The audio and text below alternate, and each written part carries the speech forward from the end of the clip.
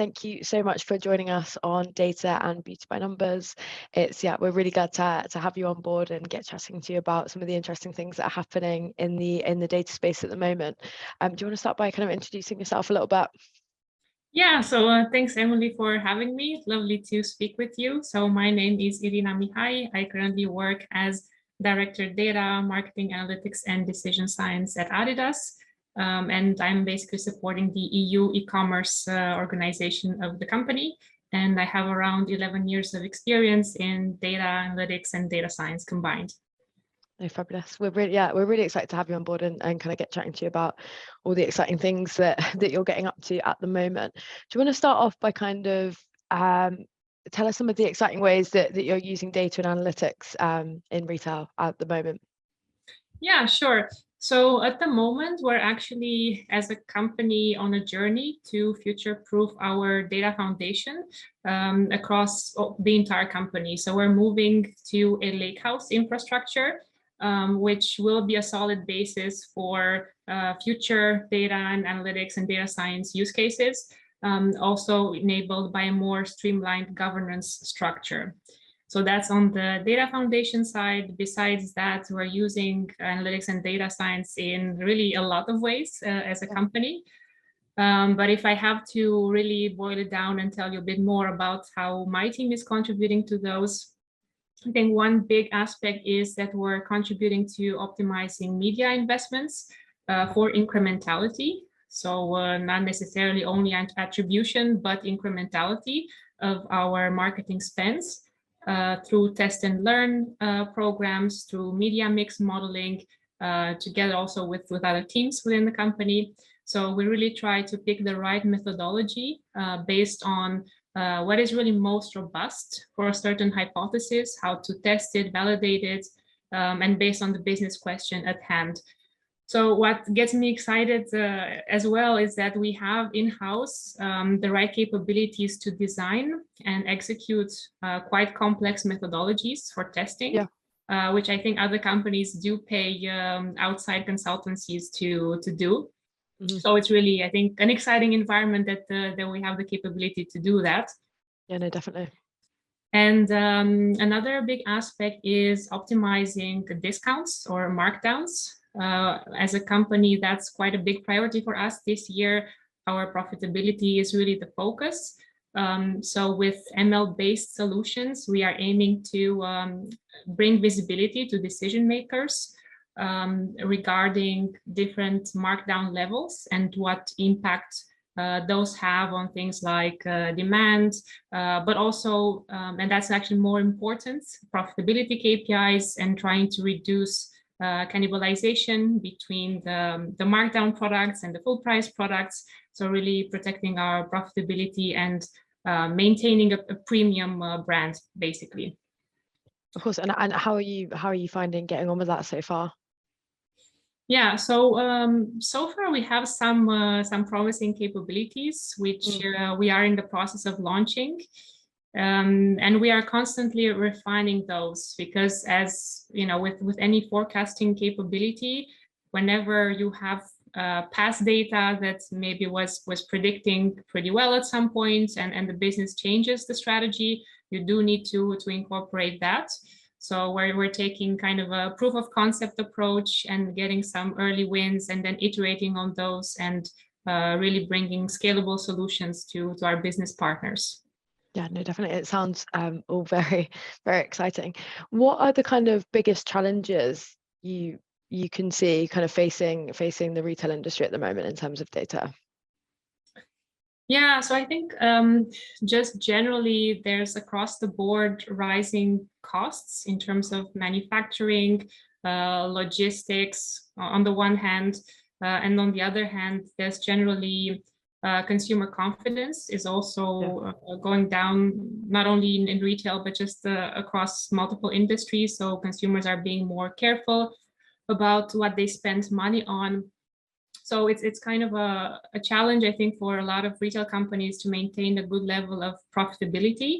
Yeah. So that's where supply chain analytics plays a role, pricing analytics plays a role, but also having a strong brand and really speaking to the consumer, either existing consumers or potential consumers, across multiple touch points, and ideally one-to-one. So personalization still plays a big role. Yeah. And for us, we obviously aim to maintain relevancy and brand desire across multiple touch points, which can be a challenge because we are operating in an environment where privacy is now getting increased importance, and it's more top of mind for consumers than it used to be.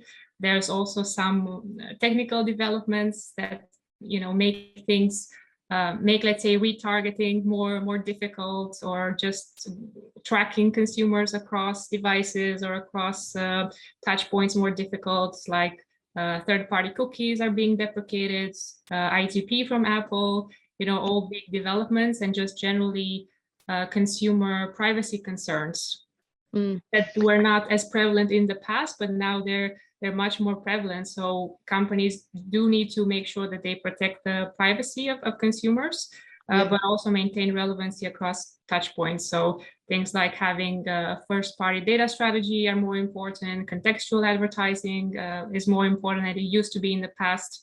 So it's just about adapting to these new realities.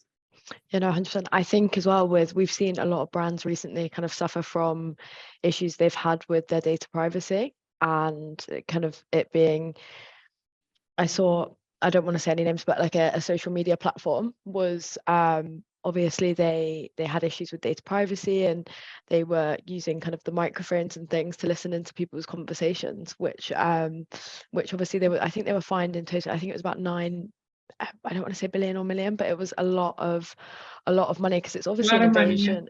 Yeah, too much money. It's kind of like an invasion into someone's privacy. But I suppose you've got to navigate the way to still make your brand kind of reach those customers without invading their privacy, really.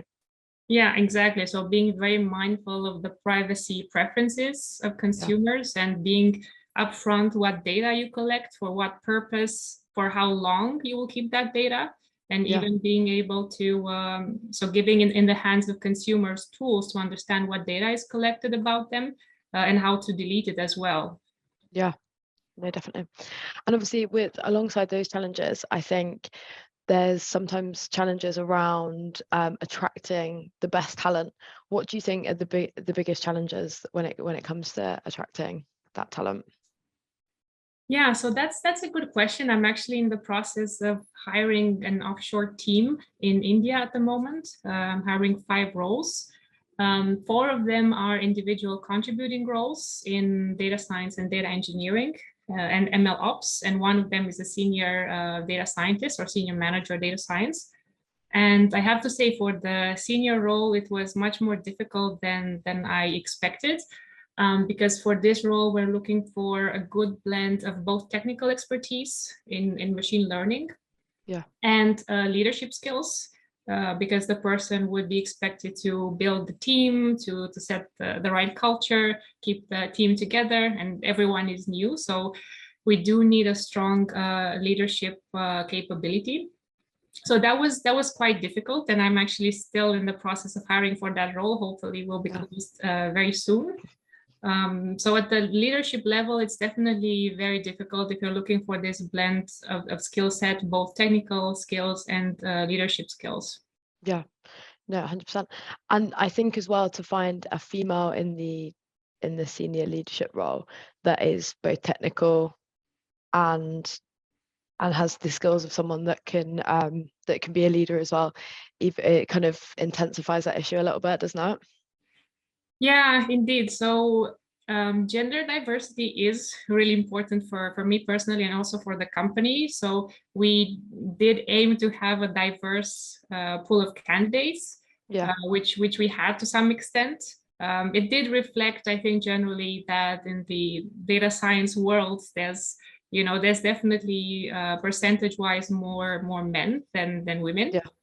So for the individual contributor roles, we did have some female candidates that went through the interview process, and in the end, it didn't really work out, simply because we noticed that the male candidates had a better expertise for what we were looking for.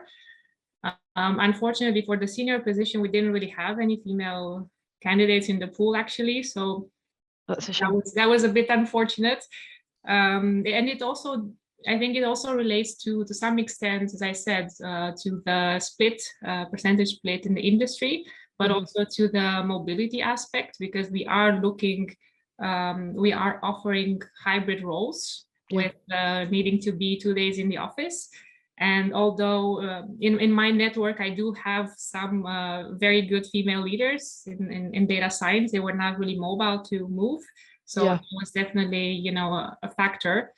I think as well is I did a LinkedIn post earlier today about the importance of there was something like only 20% of the data and analytics professionals are female, which is hoping to rise to 40% in the next, I think it's 2 to 5 years or something like that. But that is really, really low. And I think there's lots of different contributing factors to that. I think it's lack of women who are studying kind of STEM courses at university. It's definitely a hybrid thing as well. It's some women need to be at home with their kids and things like that. I think, yeah, you're right. There's definitely a few factors in there. Why do you think it's so important to build a kind of gender diverse team? I think not only gender diversity, but just diversity in general. It's been proven that diverse teams are better performing because you have different perspectives, people coming from different backgrounds. You can have conversations that you normally wouldn't have if you are a fully homogeneous team. So that's one aspect of higher performance. And secondly, us as a company, we also serve a very diverse consumer base, and generally we strive to reflect this consumer base in our teams, because otherwise, how can we serve our consumers if we have only one way of thinking? That just doesn't work. It's not long term, it will not work. So that's really an important aspect for us. Yeah, no, of course. And for any kind of females wanting to kind of follow your path and get into kind of a successful career journey like yourself, what kind of advice would you have? I would say follow your passion. It's data analytics, data science can be a very rewarding field, but it can also be sometimes a bit frustrating because you are sometimes, let's say, confronted with some business situation or some situations where there's maybe lack of proper communication, or the expectations can be very different from the business. So sometimes it can be a bit challenging in that perspective. But if you are passionate about the field, continue to build your skills, even if you don't have perhaps a formal education. I've also met people that don't have a formal education in the field. Educate yourself by doing different online courses, showing your passion, have, let's say, passion projects where you use your skills or newly acquired skills, and you can also bring it in relation to what companies would need. Right? Let's say if you want to get into data visualization, I think that's pretty easy to display. There's even like public Tableau galleries where you can exhibit, or you can get in touch on LinkedIn with thought leaders, get into conversations, get yourself noticed. And the data analytics, data science is a field that is moving very quickly. No one knows everything. So don't let yourself be discouraged by all the new information, all the opinions that you see. Take it step by step, remain passionate, remain curious, and keep on learning, keep on contributing to conversations, get in touch with people that perhaps are in the roles that you're targeting, that you might be targeting in 5 years' time. And just keep at it, be optimistic, be positive, and take action. Yeah, I think that's some really good advice. I think everyone in our kind of data community is always willing to help, from anyone that I've ever kind of spoken to or dealt with. So yeah, I think there's some really good ways to kind of start their journey. But thank you so much for your time today. It's been lovely chatting with you.